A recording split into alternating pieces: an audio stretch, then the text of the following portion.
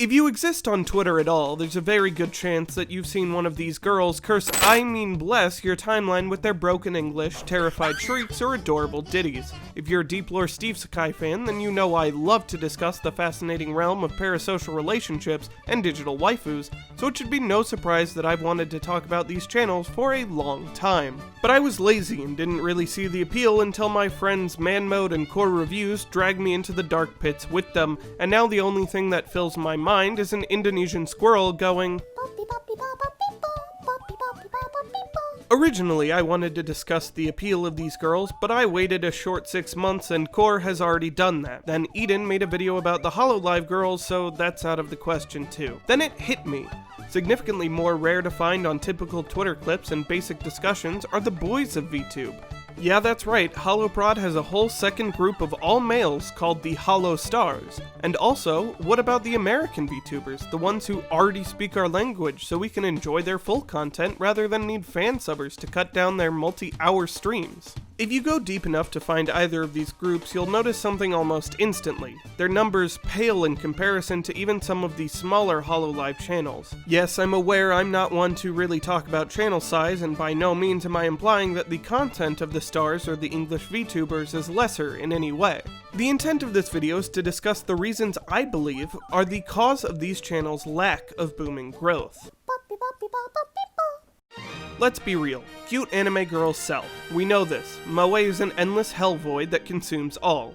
Now then, let's see if you can tell the difference between the Hololive models and the Holo Stars. The answer? Consistency. When you see any of the Hololive girls next to each other, it feels completely natural, as if they're characters from the same anime. But then you look at the Holo Stars and... what is this? You've got idol anime, Danganronpa reject, painfully different art styles, shy character from a BL visual novel, and an absolute Chad. Then when you jump to America, there's no grouping at all, so none of them have anyone to be consistent with, so they just kinda stick out for the sake of needing to stick out to catch your attention faster.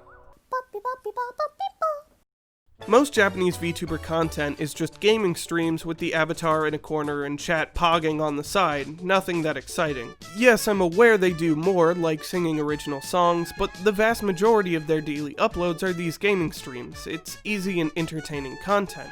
But let's say you're an American and don't know how to speak Japanese and would like to actually know what the is going on. Well, you've pretty much got two options when it comes to the Japanese VTubers that everyone else is talking about. Learn Japanese, or watch the fan-subbed clips. This simple fact has a massive effect on how the English-speaking audience experiences these channels.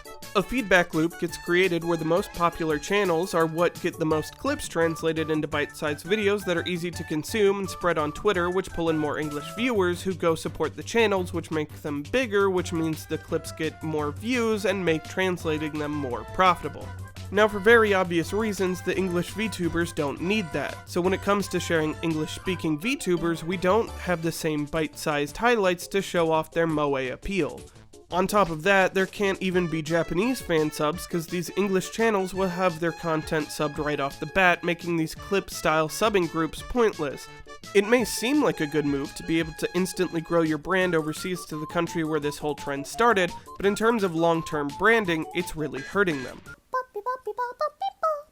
Here's our last point, and probably my biggest criticism of American VTubers: the intentional attempt to capture the moe effect that made their Japanese counterparts successful.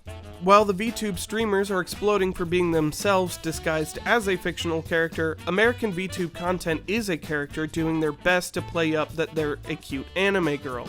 They feed on the pseudo-social ideas to pull in their audiences and get their time and money. Dina Sobi, for example, has tiers in her Patreon where you can get a good morning or good night message, a personalized message, and even up to a 3-minute conversation with her. She even collaborated with Lost Paws just to push her anime connection. Don't get me wrong, I do like Green, and I have nothing but respect for her. By the way, if any VTubers want to collab, hit me up please. Now then, what comes next? Go watch some of these smaller channels. You very well may find some new VTubers to enjoy. Share the clips of the ones you do. Spread the love. If you don't know where to start, here's some of my recommendations. Rina Sobi is much more akin to a Kizuna Ai style VTuber. Cutesy content, interacting with real people, and teaching you Japanese. Natsumi Moe blends the American content sensibilities with her anime aesthetic the best. Funny and clever, you'll get everything from comedic stream highlights to sweet and soft VR ASMR. Or whatever ASMR this counts as. Psst. Hey, do you want some chugs? Kaoru is super adorable and has an incredibly smooth voice. An amateur makeup artist and lover of cute things, he's an absolute joy to watch. Tema was the first VTuber I actually hit subscribe on. A knight who recently graduated from night school, get it? He's just a fun guy to watch. Thank you for watching. If you'd like to see more in the future, feel free to subscribe. If you want me to talk about VTubers more and maybe cover some of the other groups, like this video and let me know in the comments. If you want to support me and my content, I now have a Patreon too. Finally, if you want more of me, I stream on twitch.tv/SteveSakai every Wednesday, Friday, and Sunday at 8 p.m. Central Standard Time. All of the links will be down in the description. See ya!